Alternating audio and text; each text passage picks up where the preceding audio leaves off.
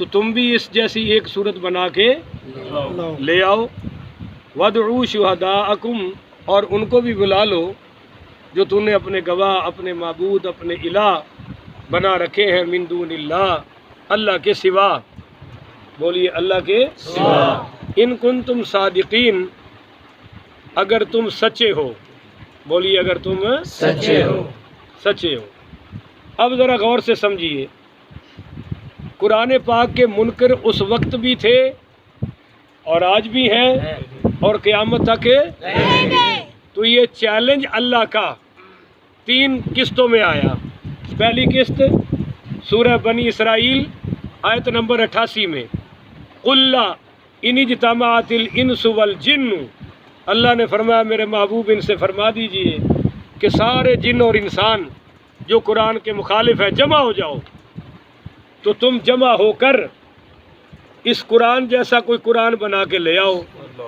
اور ساتھ ہی فرمایا لا یأتون بمثلہ ولو کان بعضهم لبعض ظہیرا، اگر تم خود اس جیسا قرآن نہ بنا سکو تو پھر ان کو بھی بلا لو جو جن کو تم میرے سوا اپنا مددگار سمجھتے ہو، وہ بھی مل جائیں، ساری طاقتیں قوتیں جمع ہو جائیں، تم مل کر بھی اس قرآن جیسا قرآن بنا سکتے نہیں. یہ چیلنج اس وقت بھی تھا، آج بھی ہے اور قیامت تک رہے گا.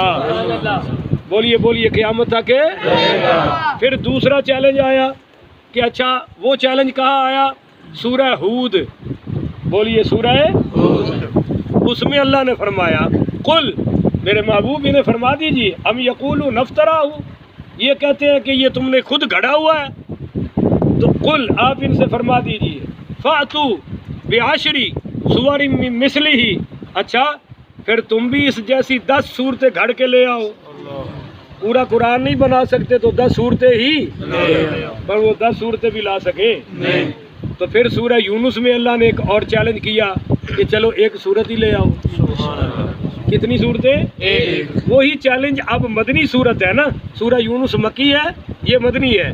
اب مدنی میں پھر دہرایا جا رہا ہے کہ قرآن کے منکرو بہت کچھ کر چکے ہو تو ایسا کرو فاتو بصورت من مثلہ، یہاں من بیانیہ بھی ہے، من تبیزیہ بھی ہے، من زائدہ بھی ہے، اور یہ من مثلی ہی کی ضمیر کا راجے بعض علماء کہتے ہیں کہ ذات مصطفیٰ ہے. سبحان اللہ. کہ میرا محبوب فلا بھی تم میں، میلاد بھی تم میں ہوا، بچپن بھی تم میں، جوانی بھی تم میں، اور تم جانتے ہو کہ نہ اس کے کردار میں شک ہے، نہ اس کی ذات میں شک ہے، نہ اس کی بات میں شک ہے. تو تمہارے اندر ہی رہے ہیں، باہر کسی یونیورسٹی میں پڑھے نہیں ہیں کسی سے. اور یہاں بڑے بڑے مولویوں نے، یہ اتنے بڑے مولویوں نے یہ عقیدہ بنا لیا جی پڑھنا جانتے ہی نہیں ہیں، پڑھ سکتے ہی نہیں ہیں. پڑھ سکتے نہیں یہ اور بات ہے، کسی سے پڑھا نہیں یہ اور بات ہے. تم تو مسلمان ہو کے ایسی گھٹیا باتیں کرتے ہو. مسٹر ایڈورڈ گبن، یہ عیسائیوں کا بہت بڑا رائٹر گزرا ہے، آج سے 45 سال پہلے اس نے کتاب لکھی دی 100 بھی کہتے ہیں. اس نے 100 شخصیات کا ذکر کیا ہے. آپ حیران ہوں گے کہ سب سے پہلے محمد مصطفیٰ کا ذکر کیا، ہمارے نبی پاک کا کیا ہے. اور اس نے ایک بات کہی ہے وہ حیران کر دینے والی ہے. بعد میں وہ مسلمان ہو گیا تھا، اس وقت عیسائی تھا مگر بعد میں وہ مسلمان ہو گیا. وہ مائیکل ہارٹ کہتا ہے کہ مائی چوائس آف محمد صلی اللہ علیہ وسلم، کہتا ہے کہ محمد میری چوائس ہے، میری آئیڈیل ہے. To lead the ranking in political personalities in the history will surprise some of the readers.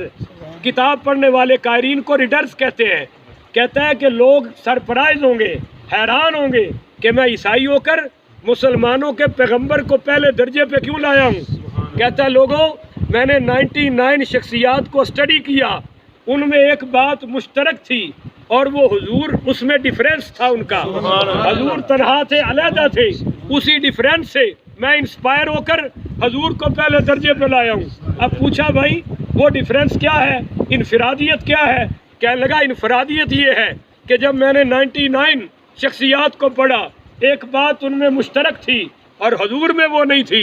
بھائی کیا کہنے لگا؟ ہر با کمال نے پہلے کسی سے پڑھا ہے پھر پڑھایا ہے، پہلے کسی سے سیکھا ہے پھر سکھایا ہے، پہلے کسی سے پوچھا ہے پھر بتایا ہے. تنہا یہ ذات مصطفیٰ کا کمال ہے کہ مسلمانوں کے پیغمبر اعظم نے پڑھا کسی سے نہیں، پڑھا سب کو دیا ہے.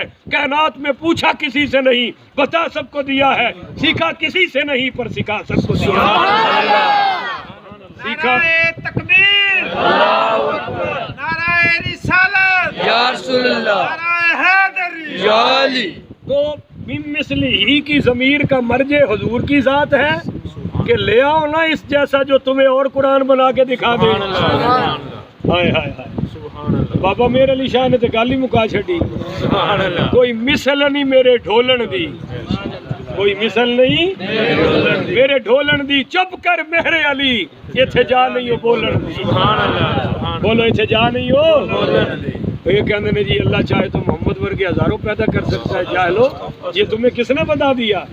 ہمارے شاعر تو کہتے ہیں کہ حسینہ جمیلہ دا منہ موڑ دیتا، محمد بنا رب قلم توڑ دیتا. تسی کہندے ہو اللہ چاہے تو اللہ تے وہ حضور جیسی ماں بھی دوبارہ کوئی نہیں آ سکتا. حضور دے ابے ورگا ابا کوئی نہیں آ سکتا. سرکار دے خاندان ورگا ہن خاندان کوئی نہیں آ سکتا. آپ دی آل ورگی کوئی آل نہیں آ سکتی. آپ دی ازواج ورگیاں قیامت تک ازواج نہیں آ سکتیاں. آپ دے بیٹیاں جیسے قیامت تک بیٹے نہیں آ سکتے. آپ دے سچے صحابہ جیسے قیامت تک کوئی ساتھی نہیں آ سکتے، کوئی یار نہیں آ سکتے. بات سمجھ آ رہی ہے؟ اور بعض کہتے ہیں کہ نہیں بھائی یہ صرف بیانیہ نہیں ہے، تبعیضیہ بھی ہے، زائدہ بھی ہے. من مثلی ہی کی ضمیر اس طرف ہے مما انزلنا، کہ جو ہم نے نازل کیا ہے اس طرف مرجع ہے کہ لے آؤ نا تم بھی. ایک ہے انزلنا، انزلنا جو بیک وقت نازل ہو. قرآن کی ایک شان یہ ہے، علمی مسئلہ سمجھ لو. جب لیلۃ القدر کی باری آئی تو قرآن